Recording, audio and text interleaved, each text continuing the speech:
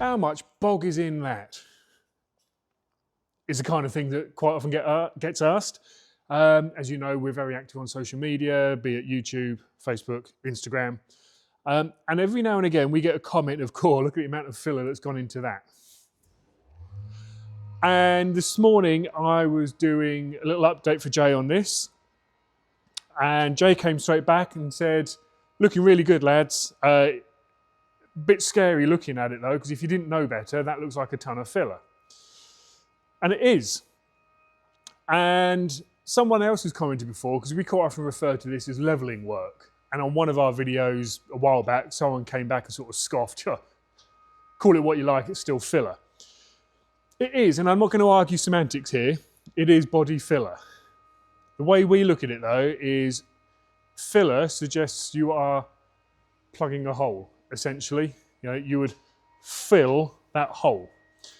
What we're doing here is levelling. And I think that's a really important thing to distinguish, because, again, I think if you look back to the body filler we did on the Mark 10 Jag, we commented there how body filler's got such a dodgy reputation because it's got so many things for a dodgy MOT and so on and so forth, hidden a multitude of sins. This isn't. And as you see with this kind of work that we do, it's all documented, so you can see exactly where we are, what's gone on. We're not filling over holes. We are surface levelling. Now, just to drive that point home, I have here our material depth gauge, which is a very good bit of kit. It's a proper one. It's not some Mickey Mouse Team-U thing. It is a 200-pound PowerTech paint depth gauge. Now, if I come up here, which if you follow back through this Beetle video, we've gone bare metal, and this is Nova Classic Car anti-corrosion epoxy primer, which is 3 coats straight on top of the bare metal. If I get a reading off of that, if you can see on there, Lee, it's going to wake up, 85 microns, give or take. So that's 85 microns thickness paint down to the metal. Now, to put that into context, 1,000 microns is 1 millimetre. Keep that in mind. If I go, let's go there. When it wakes up, we're at 405 microns. So that's less than 0.5 millimetre thickness. Now, if I come down here, you can see there's a different colour of material here. That's because all of this is elastic fibre, and the lighter stuff here is the blue light. So the elastic fibre is fiberglass paste, which would do a full skim of that, because it doesn't shrink, doesn't move, awesome stuff. This is like a finishing filler over the top of it. And I know for a fact that through here, there wasn't a dent, but the whole panel had a sink in it. It was dressed out and it wasn't too bad, but the rest of it was done with levelling. So if we stick this on here, let's shot that down in flames a little bit, 392 microns. There we go, that's the bit I found earlier. 620, give or take, microns, so just over 0.5 millimetre thick there. Now what we've got is obviously the whole panel here has got a wipe on it, because the main problem was that low there, but if you just fill that, you've then got to feather it all out and blend everything in, so there's no change in material thickness anywhere, you don't get ridges. It's all part of the process, which is why as you go further out, it gets thinner and thinner. I mean here, that's the epoxy. So we've got the epoxy showing through in all these areas here, which again is a guide to how thin a skim that is of filler, or as we like to say, levelling. This panel here, this is where Jay let in his repair. And if you remember, we pulled this out because that was where it had really sunk in quite a bit. So again, if I put the paint depth gauge on there, if it wakes up, it is a bit cold. Might have to turn it off and turn it back on again.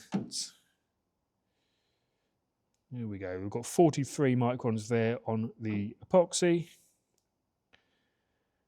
And it's having a moment. Oh, do we have to cut back to this? There we go, it's waking up. 192 microns.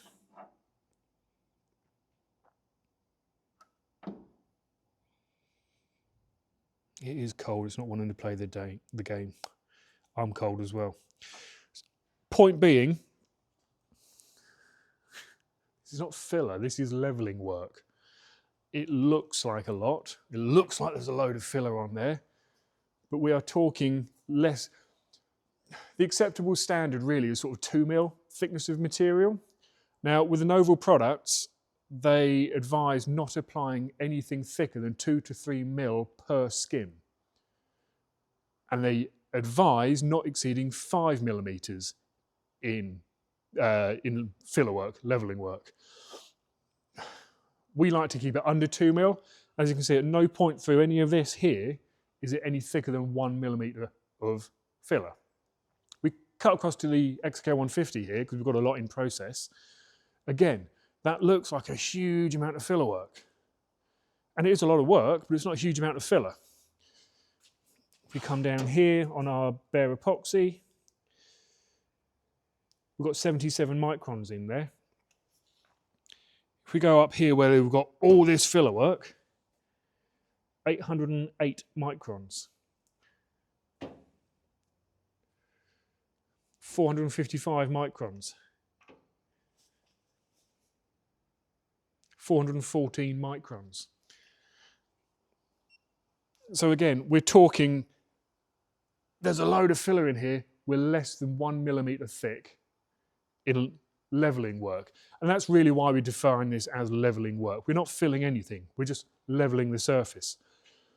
We'll then go in, as we're doing in the BMW at the minute, which is in the booth, the E3 BMW, we will apply our polyester over the top of this, which again is a uniform coat of filler. And that goes on at 80 microns per coat. We put 3 coats on. And then we block that down to make sure it's super fine and smooth. So at no point are we exceeding 1 millimeter throughout the entire car in all of our levelling work before we do primer and top coat colour. I hope that clears it up. If it doesn't, hit us up with some comments down below. Happy to, you know, we engage with you guys. We really appreciate the fact you engage with us. And I hope that clears up why we call it levelling work and not filler work. So we're going to carry on getting the levelling work done and head off to polyester.